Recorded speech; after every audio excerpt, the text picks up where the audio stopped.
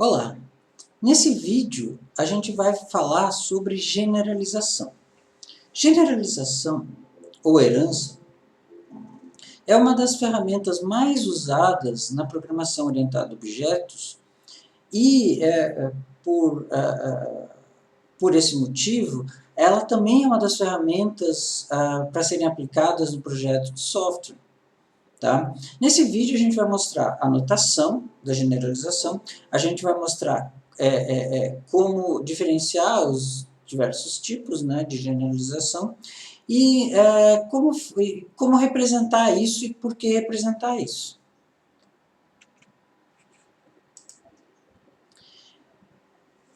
Definição de generalização. É um relacionamento entre classes, onde uma classe compartilha a estrutura e o comportamento para outras classes. Tá?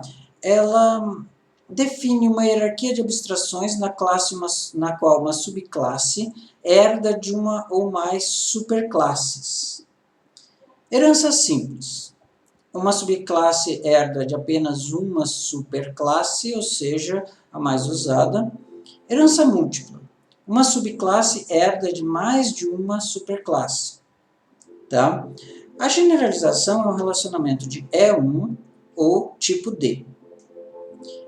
Obviamente, a generalização ela causa uma dependência entre essas classes e a generalização causa um acoplamento entre essas classes. Então, como todas as associações que existem entre as classes, ela deve ser usada de forma a minimizar o acoplamento e maximizar a coesão das classes.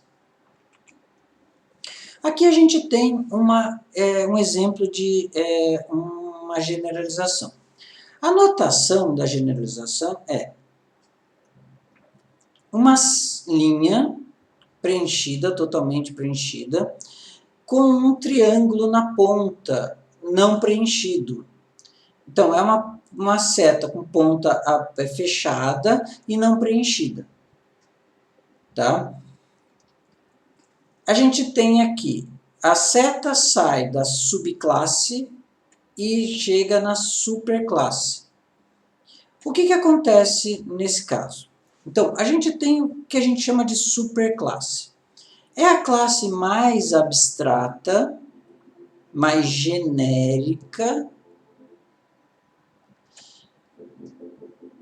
que ela compartilha algumas características com uma classe que ela é mais especializada, que é a subclasse. Então, a generalização significa assim, no sentido da seta, a gente está indo do mais especializado para o mais general, para o mais genérico. Tudo bem? O que a gente tem aqui? A gente tem aqui info-registro usuário e info-estudante. A gente pode dizer que a informação do estudante, ou info-estudante, é uma informação de registro usuário também. Tá? Então, como a gente falou no slide anterior, é um relacionamento E1 ou tipo D. Informação do estudante é do tipo de informação de registro usuário, ou informação do estudante é uma informação de registro usuário também. Quando isso acontece, fica caracterizada uma relação de generalização, ou uma relação de herança. Nem sempre isso fica muito fácil, tá? Nem sempre é muito fácil fazer isso. E muitas vezes é forçado, esse relacionamento é forçado, mesmo não existindo. Tá? Considerações. É um relacionamento, como um relacionamento de generalização não se refere a objetos individuais, ele não tem nome e não tem multiplicidade. Eu só estou dizendo que essa classe aqui vai herdar características dessa outra classe. Não tem instância envolvida, é uma coisa estrutural. Tá? Teoricamente, não há limite do número de hierarquias de níveis de herança entre as classes. Tá? Na prática, a gente não faz muito. As bibliotecas de Java e C++ têm uma hierarquia razoável. São 5 níveis ou 6 níveis. Se vocês olharem na documentação da API, vocês vão ver que tem bastante, digamos assim, é um número considerável de níveis de hierarquia. No programa em si, já é mais difícil ter isso, tá? Mas nas bibliotecas, sim, porque as bibliotecas são projetadas para serem utilitários. Então, a hierarquia fica melhor definida. Tá? O que é herdado? Isso é uma coisa importante, saber o que é herdado.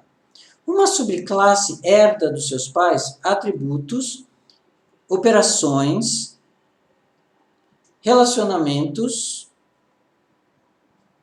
tá? E tipo. Aqui ficou duplicado relacionamento, peço perdão, né?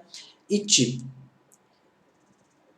Então, a gente vai colocar aqui. Então, se a superclasse tem alguns atributos e algumas operações, a subclasse vai ter os mesmos atributos e operações da superclasse, mas vai ter coisas mais especializadas, vai ter outros atributos e outras operações, mas vai poder usar os da superclasse.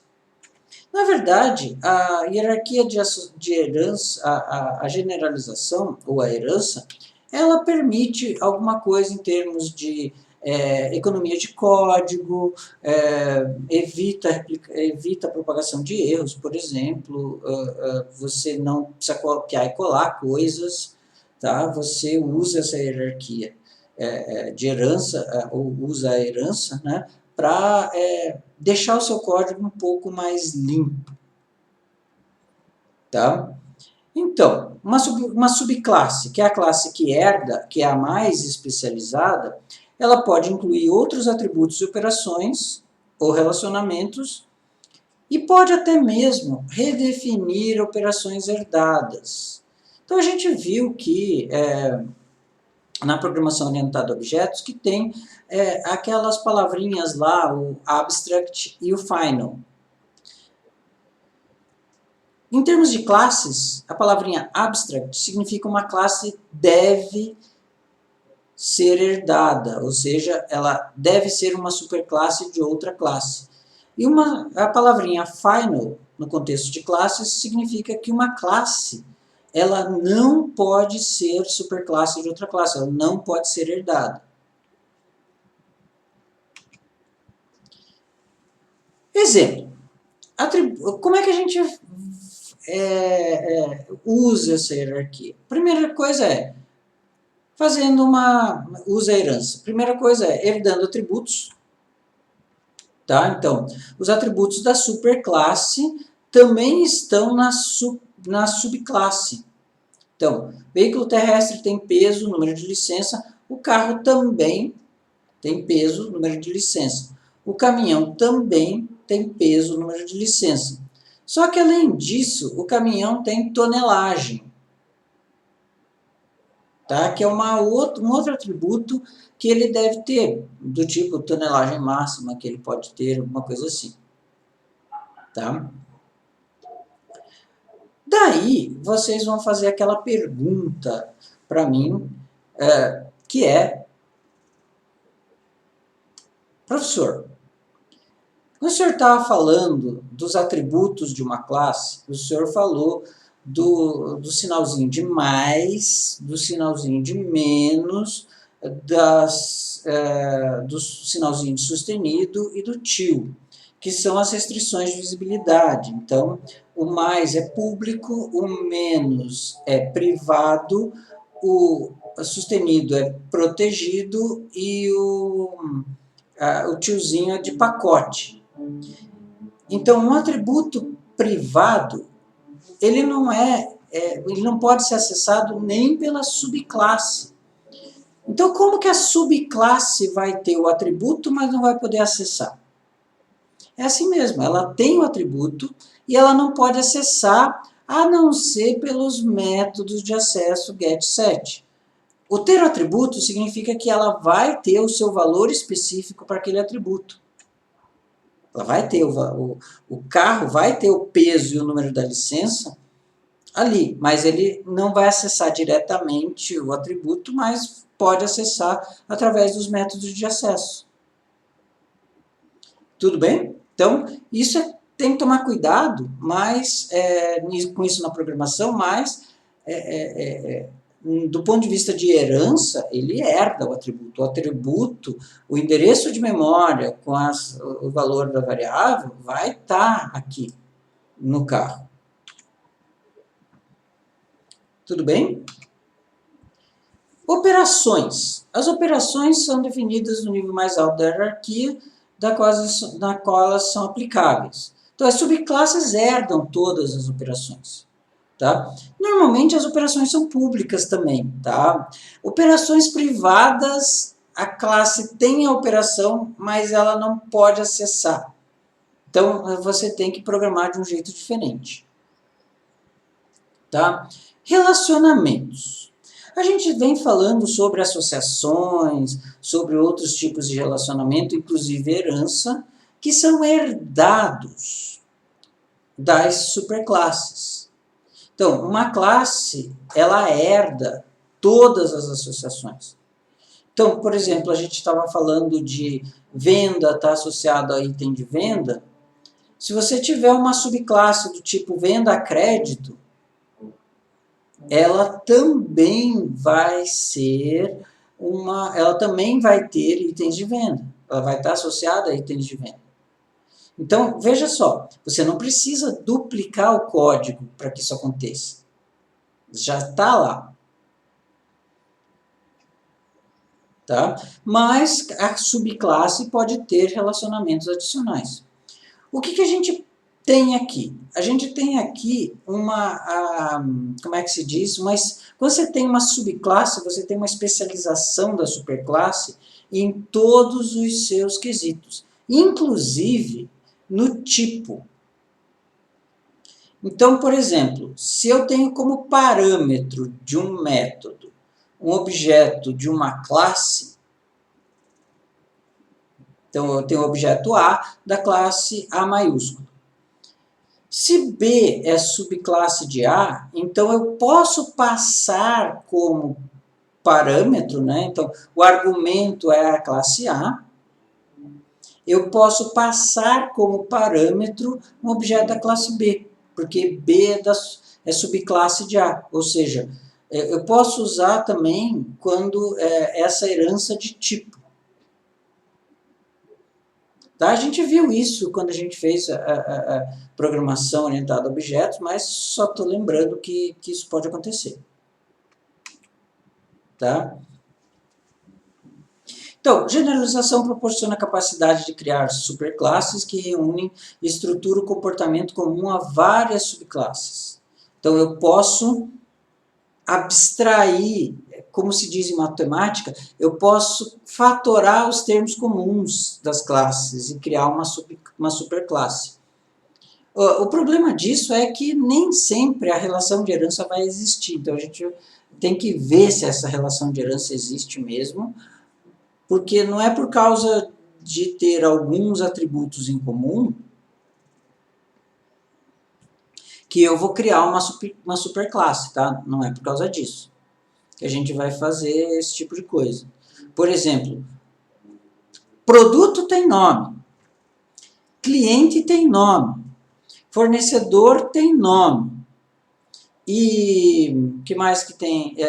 Então, eu não vou conseguir fazer uma superclasse que sirva como superclasse de produto, cliente e fornecedor só por causa do nome. Eu tenho que ver se existe a relação de herança. Tá? Então, como é que eu faço? Eu identifico similaridades e comportamento entre várias classes, ou seja, tem que ser muito similar. Tá? Então, eu vou criar uma superclasse para reunir a estrutura e comportamento comum. As classes originais passam a ser subclasses da nova superclasse, tá? E superclasses são mais abstratas. Mas, ó, a regra é que você não pode deixar de pensar no E1 ou tipo D. Se você parar de pensar nisso e só for ver atributos e operações comuns às classes, você provavelmente vai criar algumas coisas estranhas. Um exemplo de generalização. Então, eu tenho aqui bens. Os bens de uma pessoa podem ser conta bancária, seguro ou imóveis. A conta bancária pode ser poupança, conta corrente. O seguro pode ter ações, pode ser ações ou bônus. Tá? O que eu tenho aqui? Poupança é uma conta bancária e é um bem. Conta corrente é uma conta bancária e é um bem. Ações é um seguro e é um bem. Bônus é um seguro e é um bem. E imóveis são bens. Então, a questão do E1 ou tipo D, ó, a questão do E1 ou tipo D está plenamente satisfeita nesse caso. Tudo bem?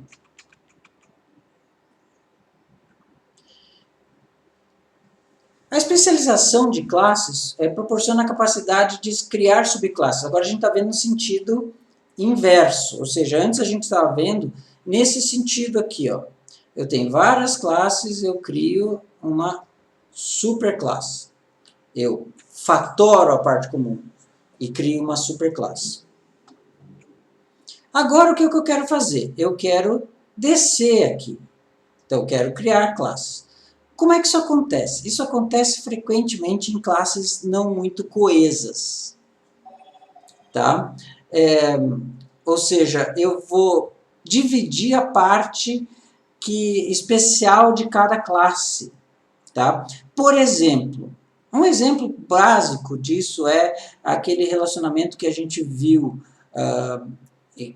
com associações que possuem duas associações entre classes do tipo pessoa e curso, onde eu tinha uma associação que aquela classe era um professor e na outra associação que aquela classe fazia o papel de aluno. Ou seja, quando a classe tem associações múltiplas entre duas classes e cada associação está vinculada a um papel específico da classe, a gente muito provavelmente vai ter que fazer uma herança, vai ter que dividir as classes e fazer uma relação de herança.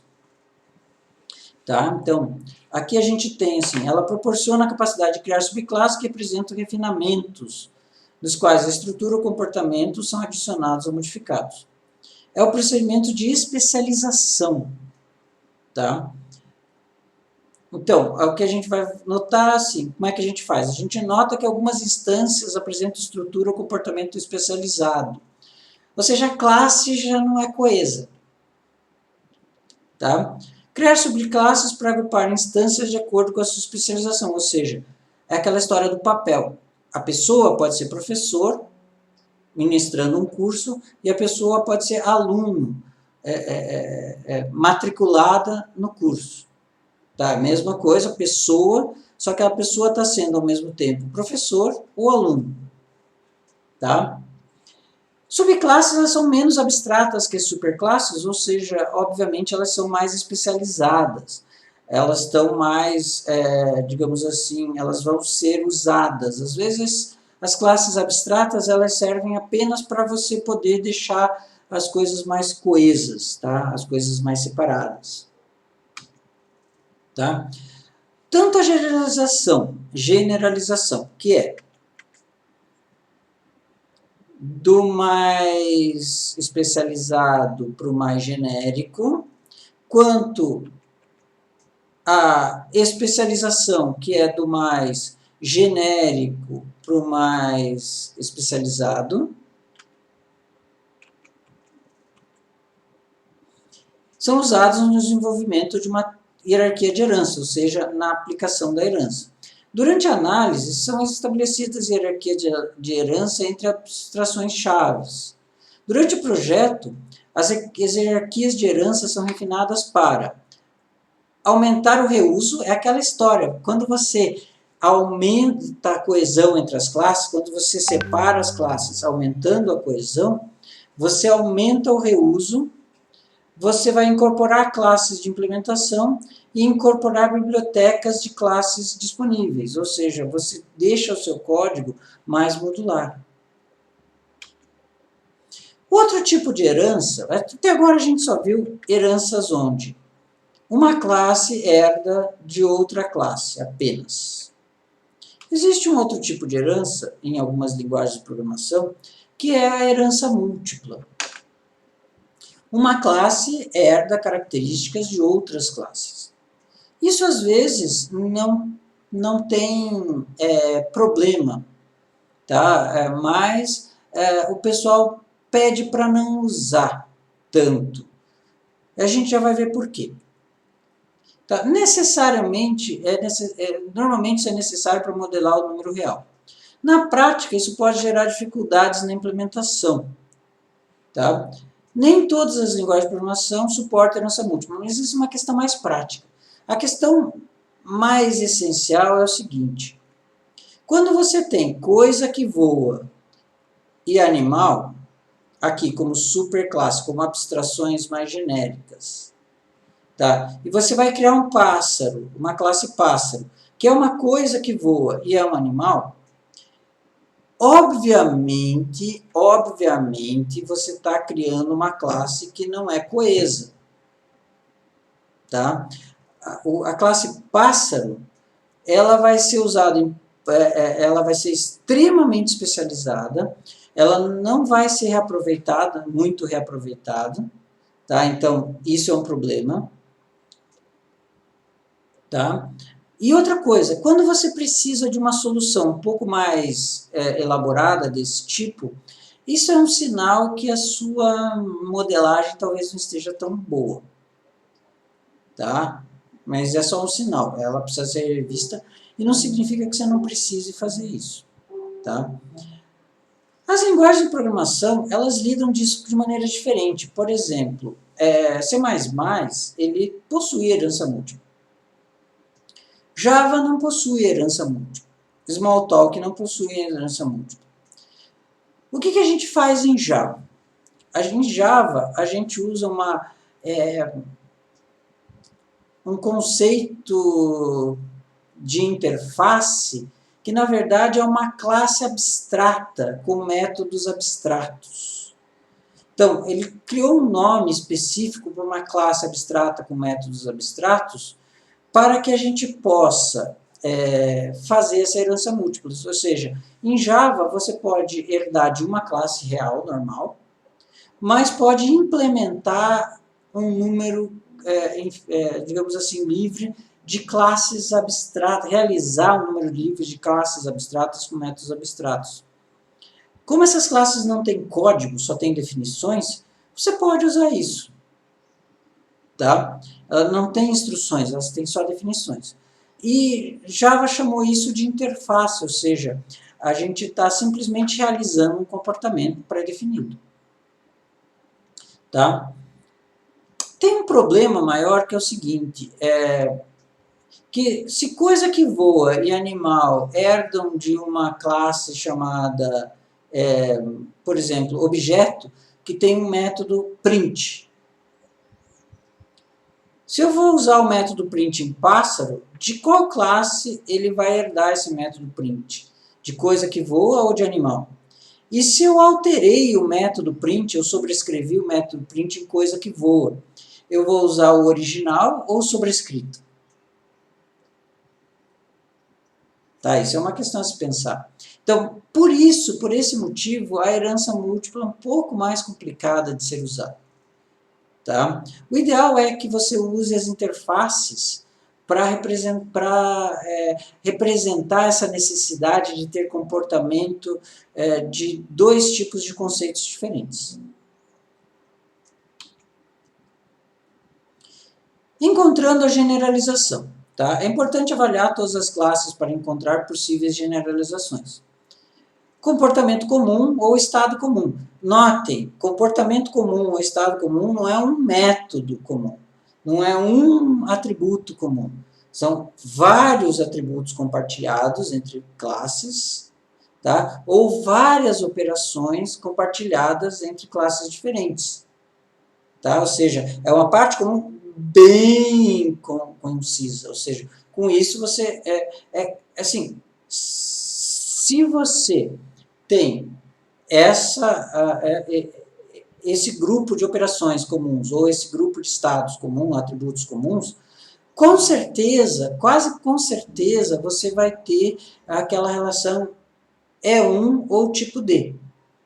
Tá? Se forem poucos os atributos comuns ou poucos as operações comuns, isso pode não ser verdade. Tá? Técnica de adição. Adicione as novas operações, atributos nas subclasses. Técnica de modificação. Redefina operações. Tá? Deve ser feito com cuidado para não alterar a semântica. Generalização e agregação são geralmente confundidas. Generalização representa um relacionamento E1 ou tipo D, e agregação representa um relacionamento tem 1 ou parte D. Tá? Então, tem que tomar cuidado com isso. Bom, nesse vídeo, a gente falou sobre generalização ou herança. Então, a gente falou sobre os tipos de generalização, que é a herança múltipla, ou herança simples. A gente falou como que a gente encontra a herança através dos mecanismos de generalização ou especialização, e principalmente a gente viu que herança, para que você tenha uma relação de herança, é necessário que a gente tenha partes, que a gente tenha uma associação que tem um nome de E1 ou tipo D. Quando você tem isso, 100% de chance de você poder criar uma relação de herança entre várias classes. Não é só ter estados comuns ou atributos comuns, né, ou operações em comum. Você tem que ter um pouco mais do que isso, você tem que ter uma semântica associada. Tá? A intenção da classe tem que ser compartilhada. Então, espero que vocês tenham gostado desse vídeo. No próximo vídeo a gente vai falar sobre interfaces, pacotes e visibilidade. Então, até o próximo vídeo. Muito obrigado.